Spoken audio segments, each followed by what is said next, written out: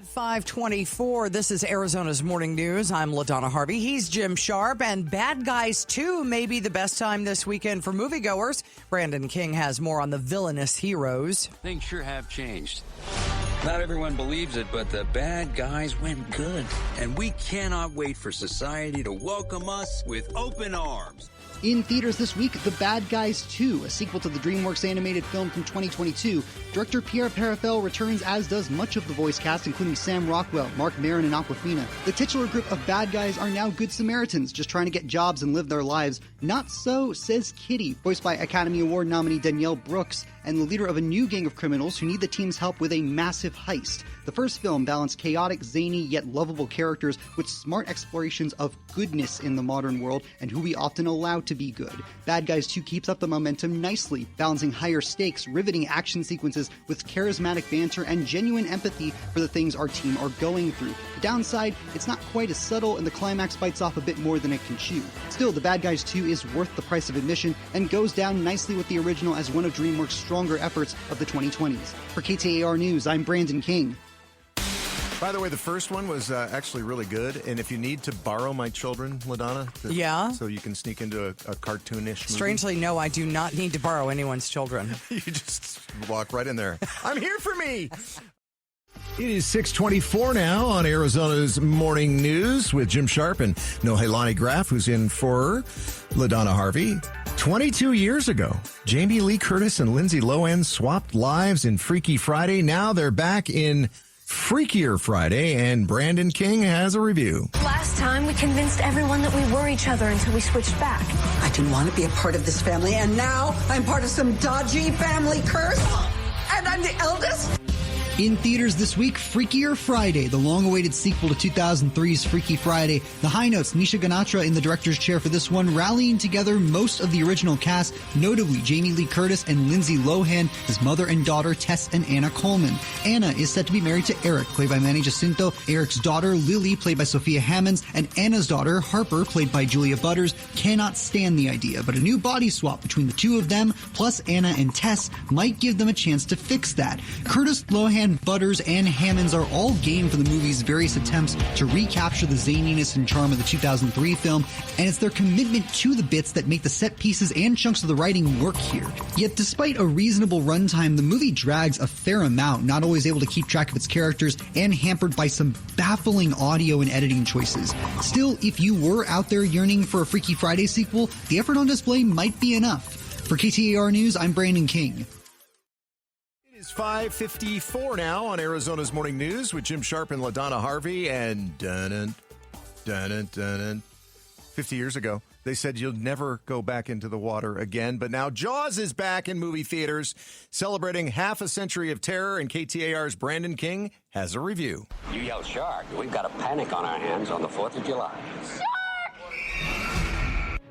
In theaters this weekend, Jaws, based on the Peter Benchley novel of the same name. Steven Spielberg's shark attack thriller is back in theaters for 1 week in 4K IMAX restoration. The New England beach town of Amity Bay is about to celebrate the 4th of July weekend when a young girl is killed by a massive great white shark. To save the town, a motley crew head out into open waters. Roy Schneider as aquaphobic police chief Brody, Robert Shaw as eccentric shark hunter Quint, and Richard Dreyfuss as shark expert Hooper. 50 years later, Jaws' legacy is one of flexibility.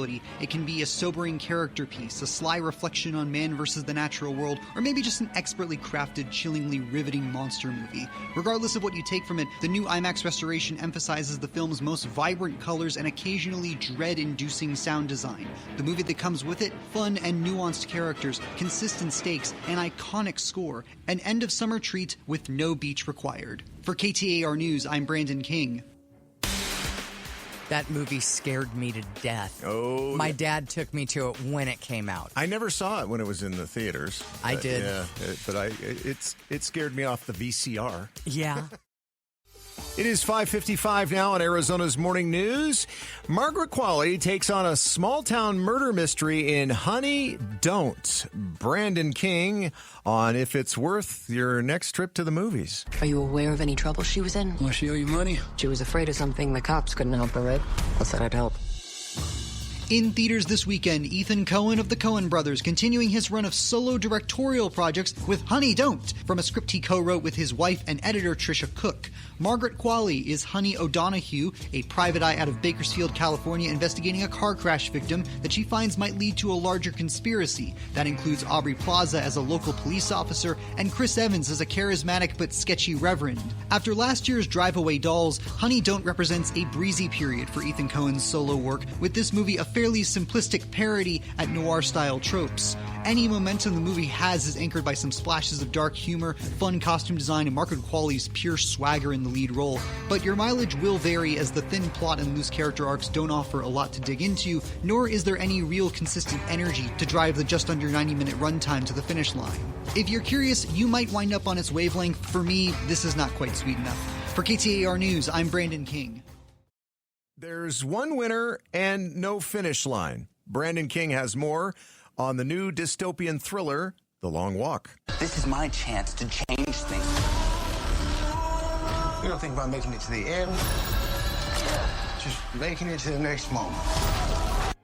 In theaters this week, The Long Walk, based on the 1979 novel by Richard Bachman, a.k.a. Stephen King. Director Francis Lawrence, best known for helming all but the first of the Hunger Games films, is in similar territory here. The plot: America holds a walking contest where the winner receives a wish of their choice. The catch: there's no finish line until one person is left, and anyone who slows down will be shot. Saturday night's Cooper Hoffman and Alien Romulus' David Johnson lead the cast as Ray and Peter, who form an unlikely friendship as their cohorts are narrowed down mile by mile. The film expertly escapes the confines of its central gimmick by keeping us firmly planted in the shoes of the young ensemble of actors, particularly in the slow burn that comes with Hoffman and Johnson's characters, who are absolutely electric together. If the world building doesn't exactly capture your imagination, the grueling tension will, all in a movie about desperately holding on to meaningful little connections as you wonder how long can this possibly go on. So yes, the road is the metaphor, but it's got a great movie to go along with it. For KTAR News, I'm Brandon King. 5:54 now on a Friday morning on Arizona's Morning News, and Leonardo DiCaprio returns to the big screen alongside director Paul Thomas Anderson in One Battle After Another. Brandon King has more on the new action drama some are calling one of the best of 2025. Steve Lockjaw just attacked my home, and I cannot remember for the life of my only child the answer to your question.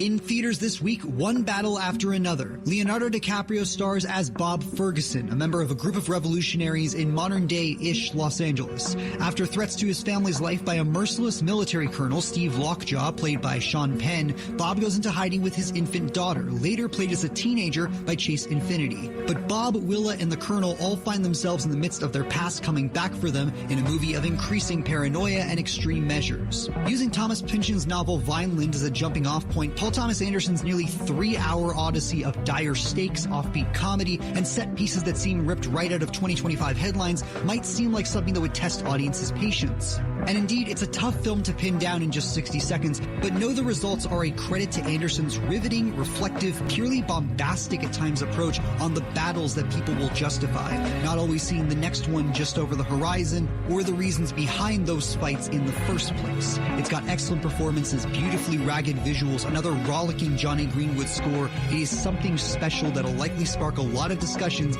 even past any Oscar season hopes. For KTAR News, I'm Brandon King. Good morning. It's 5:55. I'm LaDonna Harvey along with Heidi Hummel. She is in for Jim Sharp today. Dwayne "The Rock" Johnson is back in the arena, only this time it's on the big screen, and the buzz suggests it could be an awards-worthy performance. Brandon King has more. Winning is the best feeling there is. It's 40,000 people, and they're cheering you on. There's no other high like it in the world. In theaters this week, The Smashing Machine. Dwayne Johnson is Mark Kerr, one of the big names of mixed martial arts just before the UFC's popularity exploded in the early 2000s. Kerr is facing a career crossroads and addiction problems, as well as his friendship with fellow fighter Mark Coleman, played by Ryan Bader, and an often volatile relationship with girlfriend Dawn Staples, played by Emily Blunt. Uncut Gems director Benny Safdie is in the director's chair, his first time solo without co-director and brother Josh Safdie. Benny does a solid job in pulling out sides to Dwayne Johnson as a performer that feel more messily human and nuanced than he's showcased in years. Even the fight moments are more intimate and hazy even than the typical rock spectacle. And yet, like its central character, the Smashing Machine almost feels too afraid to lose, both itself in its own murky stakes and the audience to its lack of big sports movie moments. An example of clear effort on screen that still feels too far away to truly feel a part of. For KTAR News, I'm Brandon King.